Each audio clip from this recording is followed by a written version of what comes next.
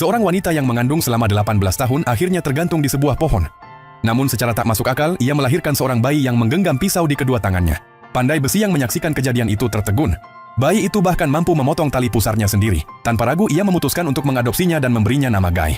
Tahun demi tahun berlalu, Guy tumbuh sambil mempelajari seni menempa pedang. Namun seiring waktu, perilakunya menjadi semakin aneh dan sulit dipahami.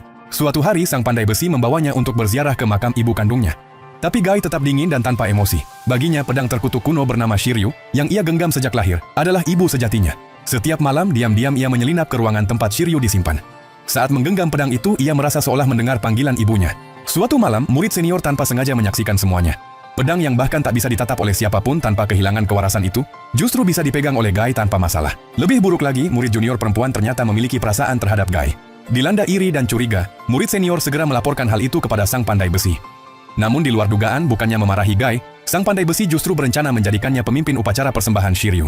Keesokan harinya, upacara pun dimulai. Semua orang yang hadir diwajibkan menutup mata mereka. Sebagai pemimpin upacara, Guy mengambil belati dari sang pandai besi, lalu menggores telapak tangannya sendiri, membiarkan darahnya menetes ke bilah Shiryu. Peran ini hanya bisa dilakukan oleh seseorang dengan kebajikan dan bakat luar biasa. Namun murid senior tak mampu menahan amarahnya. Ia membuka penutup matanya. Dalam sekejap, asap hitam menyembur keluar dari Shiryu, membentuk wajah mengerikan yang langsung merasuki murid junior perempuan yang sedang memegang pedang itu. Seketika, ia berubah menjadi sosok yang berbeda. Dengan mata kosong, ia mengangkat pedang dan mengayunkannya ke arah kepala murid senior. Menyadari bahaya, Guy mendorong murid senior itu menjauh. Namun harga yang harus dibayar sangat mahal. Lengan Guy terputus, dan Shiryu yang merasuki gadis itu menghilang begitu saja. Hal-hal yang lebih aneh pun mulai terjadi. Guy menghabiskan 3 bulan di rumah sakit. Meski lukanya telah sembuh, rasa sakitnya tak pernah hilang. Setiap hari ia hanya bisa terbaring, merintih, bahkan berharap kematian datang menjemputnya. Saat murid junior datang untuk menghiburnya, Guy justru mendorongnya pergi dan berlari menuju makam ibunya. I'm gonna kill you, you hear me? Just die already! How could he defile the grave in such a way?